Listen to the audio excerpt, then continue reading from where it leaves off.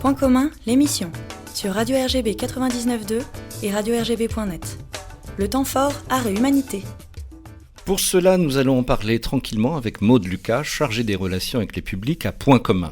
Alors, plusieurs spectacles, il y a 6 spectacles et 2 concerts à évoquer à la programmation de cet événement, temps fort qui marque la saison à la scène nationale Point commun.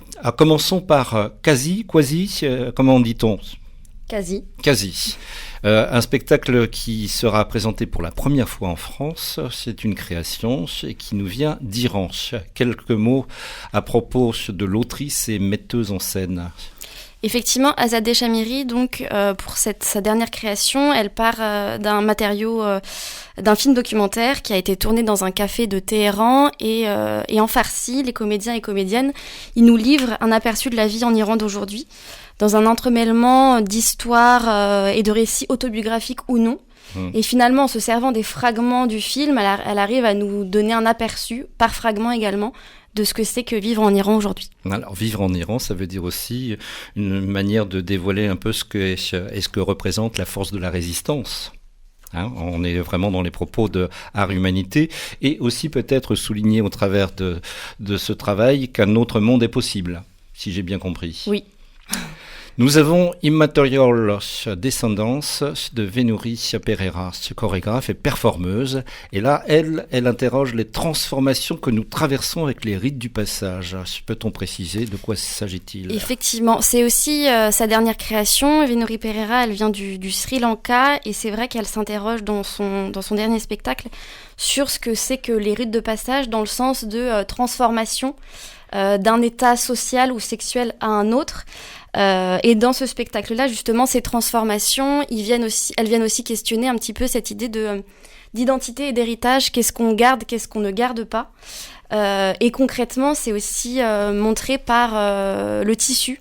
Elle va danser avec ces tissus qui, questionnent tout ce qu'on vient d'évoquer ensemble. Et quand on parle de rite de passage, ça peut être tant le statut social que le statut sexuel. Sexuel, oui, la puberté, aussi l'identité. Comment est-ce qu'on arrive à se transformer d'une identité à une autre. Donc c'est tout ça qu'elle interroge. 2 représentations, le vendredi 18 mars à 19h, le samedi 19 mars à 17h, au Théâtre 95 à Cergy. J'ai oublié et omis de dire que Quasi, la création qui nous vient d'Iran, sera représentée au Théâtre des Louvres à Pontoise le jeudi 17 mars à 20h. Ensuite, nous avons Mascarade.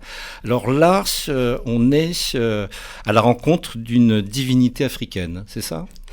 Oui, c'est ça, c'est Mami Wata. Donc c'est Betty Chomanga qui est franco-camerounaise qui s'est interrogée sur cette figure-là, une figure de la religion vaudou qu'on connaît peut-être assez peu, mais qui est en tout cas avec toute cette démarche autour des sorcières, etc., qui est en train, on est en train vraiment de la découvrir. Mami Wata, c'est un peu une sorte de sorcière, j'ai dit, mais aussi de sirène, sauf que on a oublié malheureusement le côté dangereux que peut avoir la sirène. Et Mami Wata, on est sur cette question-là. D'une figure féminine qui est à la fois symbole de beauté mais de danger, de mort et de désir. Et c'est tout ça, toute cette identité et cette figure africaine qu'elle vient nous proposer. Oui, associée à la fois à la séduction, ça c'est le positif, mais aussi également à la mort sur les bas-fonds de l'humanité. Là, c'est moins drôle.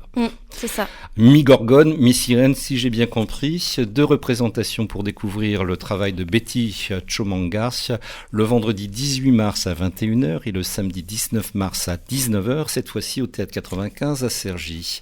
Ensaio para uma cartofia, un spectacle qui nous vient du Portugal, j'espère avoir bien prononcé, sinon Maude va s'en charger. Oui, cartographia, je crois. J'ai dit je sais plus, mais donc cartographia. Ensaio para uma cartografia. C'est voilà, ça. j'ai dit. Après, je ne parle pas. Donc, mise en scène par Monica Calais. C'est ça. Alors, de quoi s'agit-il ? Alors, cette fois-ci, sur le plateau, elles sont 12 femmes de 22 à 55 ans qui finalement nous montrent, à force d'essayer encore et encore, en fait elles essayent de danser le boléro de Ravel, elles essayent aussi de jouer la symphonie de Beethoven, et finalement ça devient une allégorie de la vulnérabilité face à l'existence qu'on peut avoir. Parce qu'à la base, elles sont ni danseuses ni musiciennes. Exactement. Mais voilà, elle nous prouve que finalement on y arrive et que chaque corps peut danser, peut en tout cas faire de la musique. Et elles sont aussi nues sur scène pour vraiment montrer que finalement on est un petit peu vulnérable face à l'existence, mais qu'on peut y arriver, qu'en tout cas à force d'essayer. Allégorie de la vulnérabilité, je serais tenté de dire allégorie plus généralement de la vie, tout simplement. C'est ça. Hein, donc ça, c'est pour le samedi 19 mars à 21h au Théâtre des Louvrais à Pontoise. Là, en direction du Pays-Bas, ou des Pays-Bas, White Cube, par Renzo Martens. Un spectacle à découvrir donc au Théâtre 95 à Cergy. Alors là, on part d'une histoire d'artiste planteur au Congo, c'est ça ? Oui. Alors c'est un film, effectivement, qui suit Renzo Martens, qui en fait elle est à la rencontre à la base de planteurs, effectivement, au Congo, qui se sont fait un petit peu spoiler leur terre par une grande multinationale qui vendait de l'huile de palme. Unilever, je crois. Oui, c'est ça, effectivement. Et en fait, à leur contact, ils se sont dit, on va se transformer en cercle d'art. Et nos sculptures vont notamment nous permettre de financer et de se réapproprier les terres qu'on nous a finalement volées. Ça, c'est un film documentaire de deux projections. Mercredi 23 mars à 18h, jeudi 24 mars à 20h, au Théâtre 95 à Cergy, avec, j'évoquais les Pays-Bas, à nouveau avec Jezebel de Cherish Menzo. Oui. Alors on continue forcément sur l'évocation des figures féminines. Cette fois-ci, alors je ne sais pas si vous connaissez les vidéos Vixens, c'était ces femmes noires qui étaient dans les clips de rap des années 80-90 aux États-Unis, hyper sexualisées, un petit peu bling bling, vraiment un corps juste qui est là pour un petit peu faire joli pendant qu'on rappe à côté. Et forcément, Cherish Menzo, elle se réapproprie ce corps-là, elle se réapproprie cette image-là, en twerkant, en dansant, mais vraiment, l'idée c'est de cette hypersexualisation-là du corps féminin et du corps féminin noir, en fait, je vais le récupérer. Et je vais en faire un spectacle. Alors, en twerkant, je rebondis évidemment, c'est une forme de nouveau féminisme, forme d'ode viscérale à l'émancipation.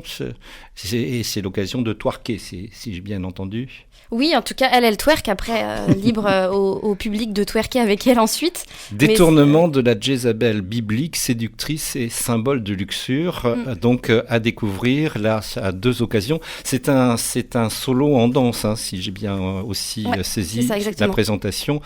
Vendredi 25 mars à 19h, samedi 26 mars à 21h, et c'est au Théâtre 95 à Cergy. Il nous reste à découvrir un autre spectacle de danse avec Diana Even. Et là, on est dans un détournement violent du mythe d'Artémis, déesse de la nature. Oui. Que dire de plus ? Déesse de la chasse et de la nature. Et de la chasse, oui, tiens donc. Et effectivement, c'est aussi sa dernière création et une première en France.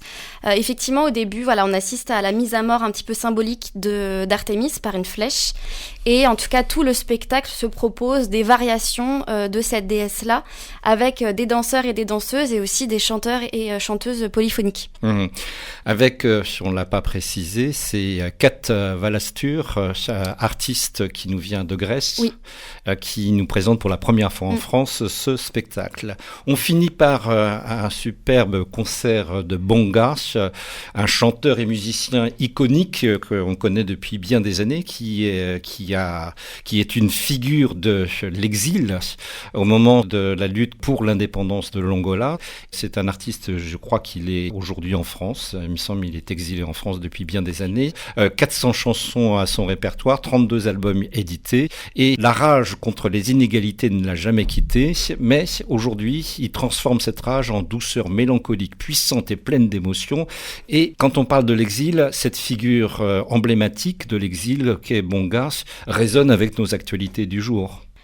Oui, tout à fait, mais c'est aussi une belle manière de clôturer ce festival-là en musique et comme vous dites, un petit peu aussi en douceur. En douceur, autour d'un folklore anglais, fado portugais, rythme brésilien et capverdien. Ça, c'est la musique qui l'a inspiré depuis bien longtemps. J'ai découvert d'ailleurs, en préparant cette émission, qu'il a profité de son statut d'athlète de haut niveau comme champion du monde du 400 mètres pour lutter clandestinement pour l'indépendance de son pays, il y a de cela bien des années. Et c'est intéressant de voir son parcours d'artiste pour un athlète qu'il était dans sa première vie. Voilà qui est dit, et ce concert aura lieu le dimanche 27 mars à 19h au Théâtre des Louvrais à Pontoise. Merci Maude.